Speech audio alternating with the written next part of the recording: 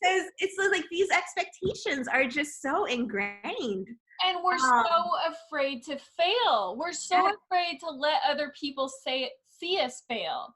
I mean, that's one of my biggest fears, is feeling like a failure. And every time I have some kind of offer that I want to share with people, like the self-love class that I'm doing, like I'm writing a book and I have a couple of other workbooks, and I spent hours and hours working on this book about habits, because I had all this information about habits that was my own personal research. And I was like, I'm going to create a new habit. And here's all the stuff that I did to create this habit that I have of writing a blog.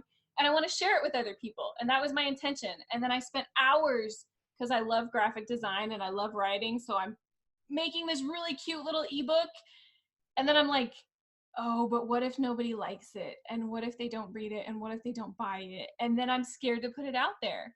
Yeah. And then I'm like, okay, I'm going to put it out there, but just like really gingerly, and like not make a big deal of it. And nobody bought it because I didn't have any confidence in it. Also, if your fear is that no one's going to read it, does it even matter if it's out there? So then it's like, I've set myself up for failure as far as selling it. And then I'm like, oh, well, it was terrible. I must be a horrible writer. I'm a terrible graphic designer. Like, the whole thing is awful and it's not going to work. And I'm like, I'm probably 2 months removed from that now.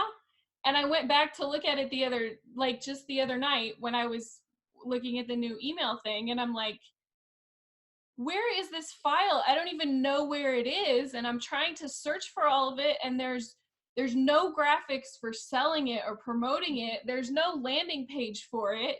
And I'm like, how was I planning on selling this if I don't even have a place where people can buy it? No wonder nobody bought it. Right. So then it's like, okay, let me restructure this whole thing and say, hey, this is a good thing that actually helped me a lot. And I want to provide you with this value, and I want it to be important for you. And I want you to be invested in it so that you actually read it. Yes. And then all of a sudden, like 30 people bought it. And I'm like, oh, so it makes this big difference. And I was so scared to fail that I didn't even want to tell people that I put all this time and effort into something. But it actually is really valuable. And when I did, people saw the value in it and they bought it. And then it's like, it seems like such a simple thing, and it seems really easy until you're in the moment and you get hit with that fear and you're like paralyzed, and then you can't do it. And it's hard to get past all of that fear and say, okay, it doesn't matter if it fails. It doesn't matter if nobody buys it. You have to keep trying. And maybe they're not going to buy the first one. Maybe they're going to buy the second one or the fifth one or the 10th one. Because especially when you're talking about online businesses and coaching, a lot of the information out there is, you hear about somebody talking about, oh, I had this audience and I launched this course and I made $2 million off of it in a day. And you're like, you have this expectation that that's how it's going to work. So you launch a course and nobody buys it. And then you're like, oh my God, it must be terrible. I'm a terrible coach. I'm terrible at marketing. Like, I'm terrible at everything and it's never going to work. But then it comes back to like expectation versus reality as well. Yeah. And it's a learning process to say, okay, that didn't work. What happened? And let me try it again. But then you're so scared, like it comes back to fear again. You're terrified to fail because you failed the first time. So then that's how your mind is thinking, that I'm a failure, so it's not going to work. So I'm not going to try it the second time. I'm going to do something else. I'm going to make money some other way. Well, and we love to make everything about us, right? Like, we love to always make it about us. I remember, again, it was not the presentation class I was talking about earlier, but a different one that I created for another organization. And I remember, like, one of the pieces of content within it is like the easiest way to feel more calm, right? When you're giving a presentation or when you're standing in front of people, is if you focus your attention on the audience instead of yourself. Like, you can't actually serve yourself and the audience at the same time, right? So if you're focused on serving someone else, like, you're not thinking about yourself. And I remember trying that a few times, that advice, and it was really helpful. right? Because like almost all of the times, right, when I was worked up or stressed out or, worried about something, or again, like, I'm horrible at this or whatever it might be, it's always because you're focusing on yourself. And if you're like, well, what am I here to do? What is my goal here? Like, who am I here to serve? Even if I didn't even ask myself that question before this moment, I can identify somebody I can serve.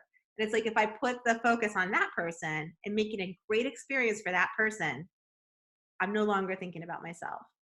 Right. And even if you do it 20 times in a day, right? Like, even if that continuous practice, again, it's that repetition that creates new patterns.